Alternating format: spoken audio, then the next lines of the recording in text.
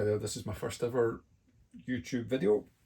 I thought it might be helpful for some people if I did a review of the Lichen candelaris hand lens, handheld magnifier.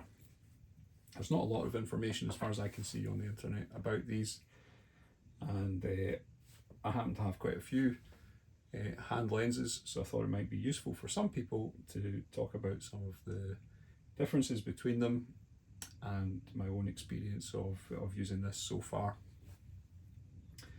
Just to state for the record, I purchased this myself. I purchased all these hand lenses myself. I've not been paid by anyone to do this review.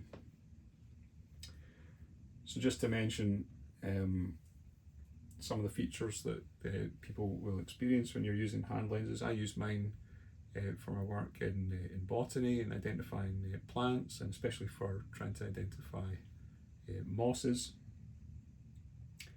And when you first begin using a hand lens, it's a really useful way of seeing more detail than you can see with the naked eye, and it's a great thing. And one thing I do want to stress is that if you're just getting into botany and you choose to buy a hand lens, please don't feel any pressure to buy a really expensive one, because even a really cheap hand lens allows you to see a lot more detail and opens up a lot more options for you as you look into as you pursue that interest. So here's an Opticron 20x lens. I've had a number of 20x lenses over the years, and they all have the same sort of issues really. When I look through this lens, the one thing I meant to say is I'm not going to try and show you any images through these lenses. I just don't seem to have the technology or the technical ability to do that. You just have to bear with my descriptions of what you're seeing. But when you look through here, you can see a lot of detail, but it's in a very narrow area in the center of the image in the lens.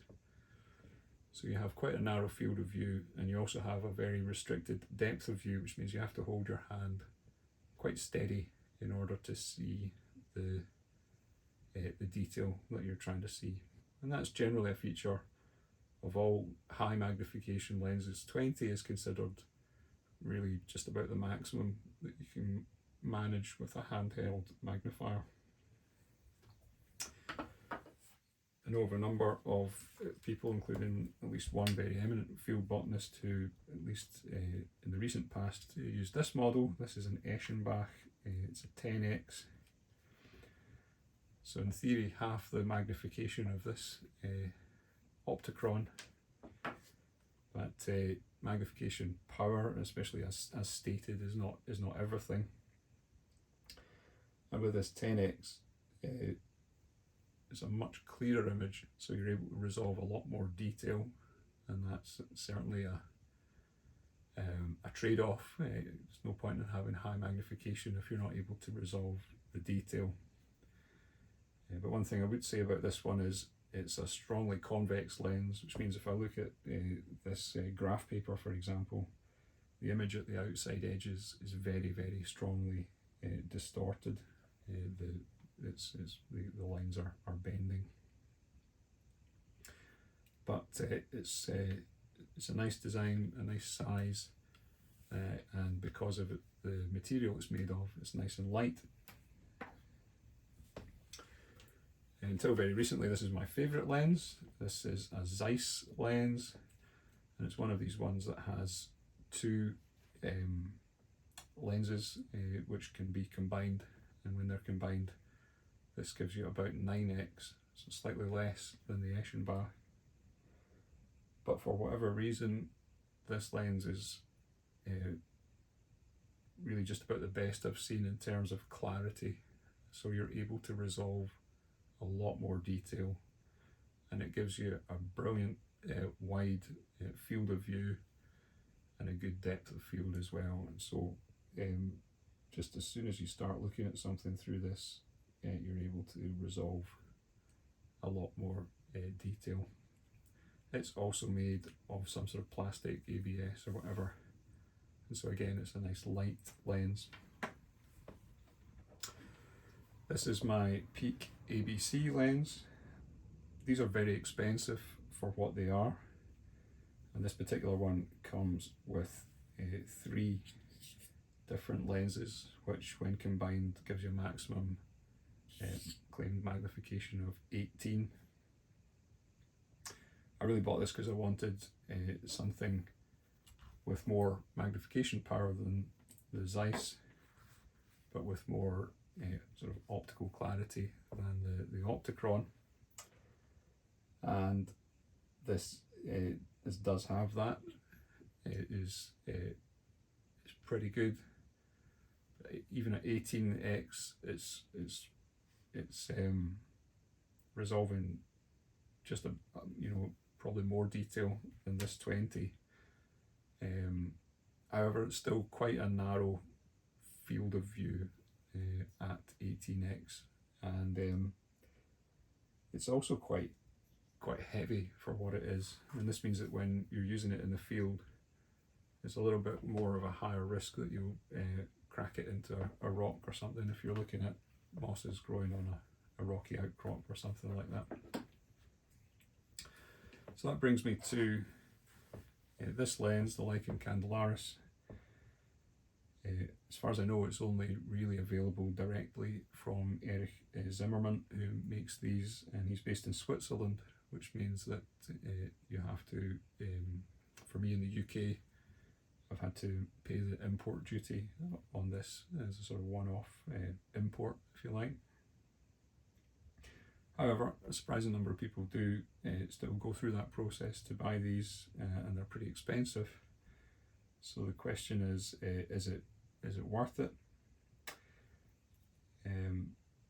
If you're looking at lenses on the internet, you'll see that there's quite a number of them have built-in lights these days, and I think that is a really excellent idea, because when you are looking at a plant that's growing in situ, very often by crouching down on it, you're blocking out any ambient sunlight. And if you've used a number of different lenses outside, you'll know that the quality of the light has a really strong influence on how much detail you can see. This one has built-in lights which are arranged in such a way as to minimize shadows, I believe. And I can tell you that by a very, very strong margin, this is the widest field of view and the greatest depth of field that I've come across at the claimed magnification of 20x. It resolves a tremendous amount of detail compared to this admittedly much more inexpensive Opticron lens.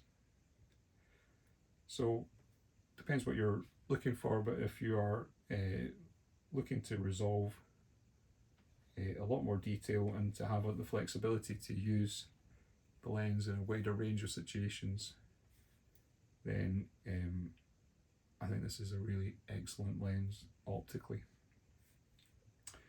The one thing I would say, it's traditional to say pros and cons in these kind of videos, it's pretty heavy.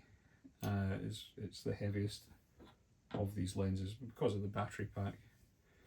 And it also, all of these other lenses have the kind of traditional feature that when you're not using it, you fold the lens away, so the optical surfaces are protected by the housing of the lens.